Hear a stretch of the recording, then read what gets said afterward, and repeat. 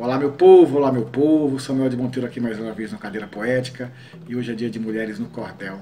E eu tenho o prazer imenso e a alegria e a honra de trazer aqui Benedita de Lazari com um cordel super relevante para o tema atual. A Escravidão Negra e o Quilombo de Palmares, escrito em 1988 por essa grande cordelista e escritora. Tenho certeza que vocês vão gostar, é um relato histórico que vale a pena ouvir do começo ao fim, tá certo? E é isso.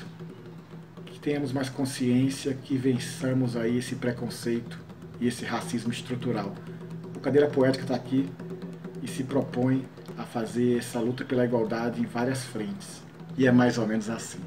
Na história da humanidade, muitos feitos são contados. Vou relatar o exemplo dos nossos antepassados, falar de povos sofridos no Brasil escravizados. Muitos livros relataram os fatos dessa aventura, o assunto é muito fértil, o interesse perdura. Ofereço aos estudantes um livro em miniatura. Para refazer a história dos negros em servidão, contarei desde o começo as lutas de um povo irmão, terminando em Palmares, quilombo e rebelião. Da mão de obra africana todo mundo aproveitou, a Espanha, a Inglaterra, Portugal se apropriou, Holanda, Estados Unidos, a França também entrou. A diáspora africana foi um termo definido na tese da imigração desse povo destemido. O negro para o Brasil não veio, mas foi trazido. O continente africano tem biodiversidade na floresta tropical e grande variedade de culturas, etnias e de religiosidade. Os africanos lutaram para o invasor expulsar, mas devido às diferenças que reinavam no lugar, eram tribos indefesas para essa guerra ganhar. Cada país possuía, do povo bantu ao zulu, muitas línguas, dialetos, do iorubá ao rumbundu, do Kikonga ao mumuíla, do fiote ao quimbundu. No ano 1500, deu-se a colonização do território angolano, começando a escravidão por parte de Portugal, uma grande exploração. Os angolanos viviam cultivando cereais, também caçando e pescando e rebanhando animais, chefiados pelos sobas nas etnias tribais. E dentro de pouco tempo, aqui no Brasil chegou o povo de Portugal, que o país colonizou, um emissário do rei, para o Brasil se mudou.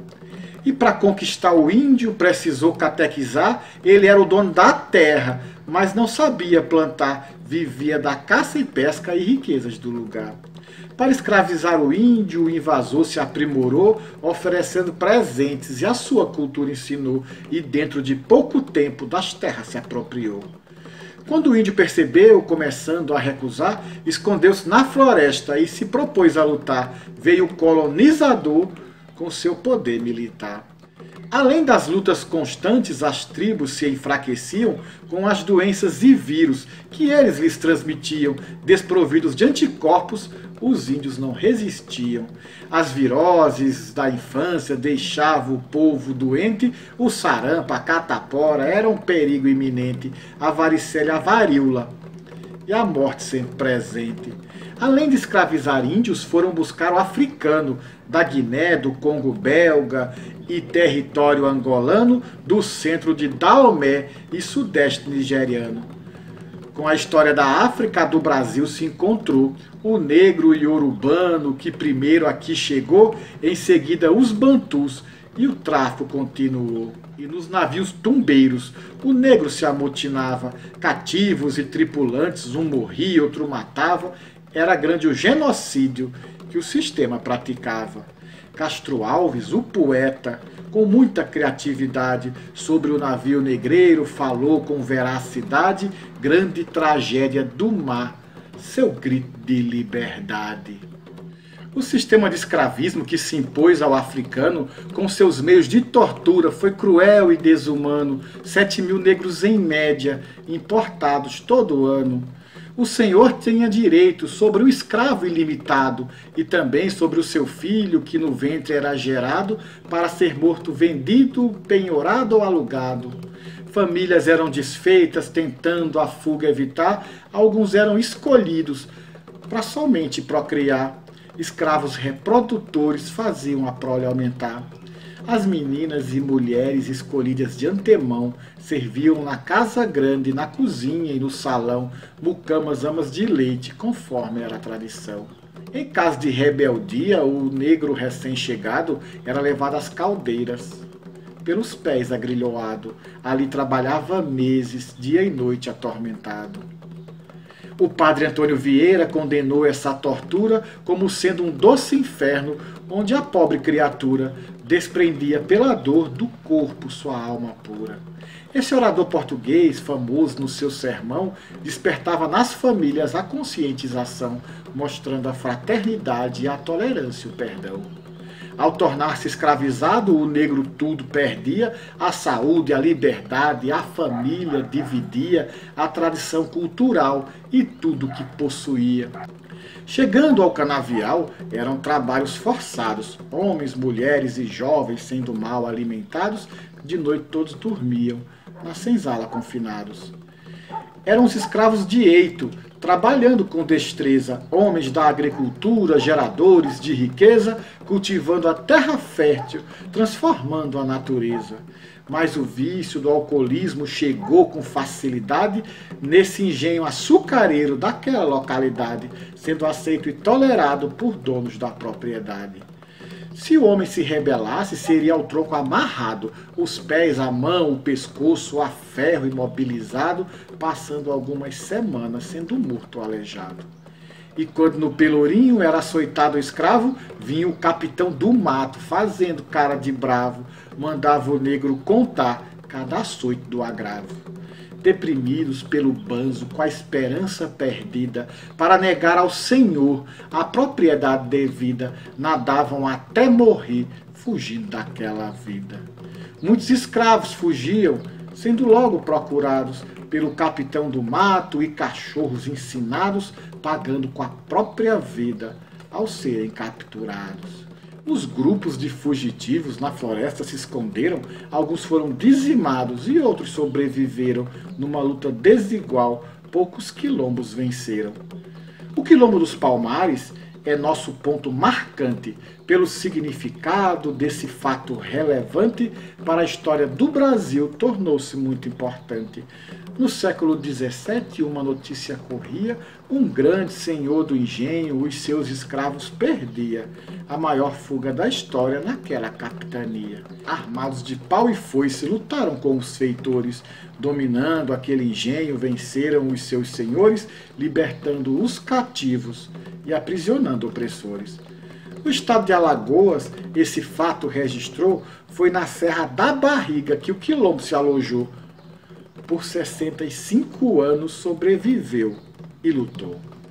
Esse povo fugitivo na floresta aquilombado buscou a sua liberdade, construindo um povoado, lutou contra os fazendeiros e a milícia do Estado. Na região de Palmares, os negros em liberdade reconstruíram famílias com amor e qualidade, cultivando a agricultura, formando uma sociedade.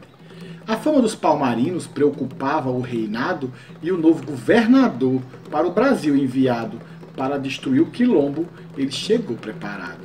Ganga Zumba, o primeiro grande chefe palmarino, nomeou para sucessor seu afilhado menino, treinado em lutas de guerra para seguir seu destino. Foi durante uma batalha que esse menino nasceu, na guerra com os holandeses a vitória aconteceu. Seu nome era Nizambi, que seu padrinho escolheu. E foi pelos portugueses, por Zumbi apelidado, um fantasma da floresta, um morto ressuscitado, um espírito que andava, deixando o povo assustado. Pois na calada da noite, Zumbi e seus companheiros saíam para libertar seus irmãos em cativeiro, saquear as plantações de engenho açucareiros.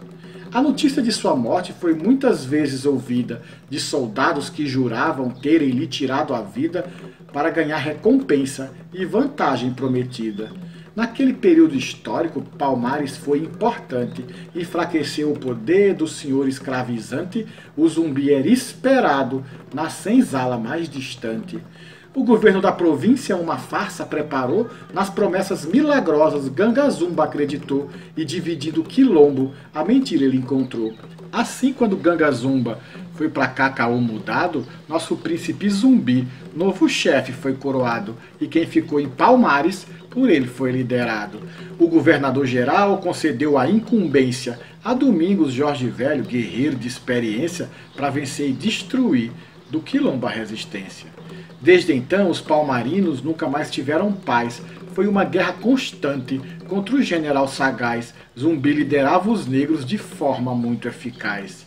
Depois de algumas vitórias, o negro Zumbi tombou, traído na emboscada que seu algoz preparou. Na mão daquele inimigo, sua esperança findou. E Domingos Jorge Velho cumpriu a sua missão com seus 9.000 soldados com armas e munição, lutando contra o quilombo até a sua extinção. Destruindo a fortaleza, mataram os seus guerreiros, incendiaram mucambos e levaram prisioneiros os poucos sobreviventes, as crianças, seus herdeiros. Corre a notícia da morte nas senzalas da nação, ouve-se triste lamento dos negros em oração. Oiá, Zumbi, Muxicongo, canto da ressurreição. No século XVII, esse fato consumado, dia 20 de novembro, na história registrado, e simbolizando a luta desse povo e seu legado. Com a fama de Palmares, a luta proliferou. Em muitos outros quilombos, o escravo se rebelou, nas guerrilhas e revoltas, o negro se destacou. Quilombo Quariterê, por mulher, foi liderado. No estado de Mato Grosso, esse povo levantado, cultura e sabedoria, estremeceu o reinado.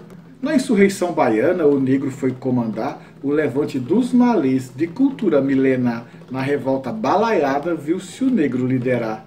Na Guerra do Paraguai, lutou por libertação. No quilombo Jabaquara, fez grande mutinação e liderou a campanha pelo fim da escravidão. A você, caro leitor, sugiro para esperar o meu próximo livreto, que não demora a chegar, será a continuação desse pequeno exemplar. Brasil de amor eterno, revelando o seu valor, a nossa Constituição simboliza com louvor igualdade de direitos, liberdade, paz e amor. Salve Benedita de Lazare, que aula de história sobre o quilombo de Palmares. Muito bonito. E eu vou revelar para vocês que nesses últimos dias eu conversei algumas vezes com Benedita, trocamos alguns áudios, e foi muito rico essa preparação desse cordel. Então eu queria mais uma vez agradecer pelos ensinamentos, pelas dicas e pelos contextos, Benedita. Que Deus te ilumine e que te conserve na luta. Samuel de Monteiro, trazendo aqui a escravidão negra e o quilombo de Palmares, de Benedita de Lazare. Até a próxima.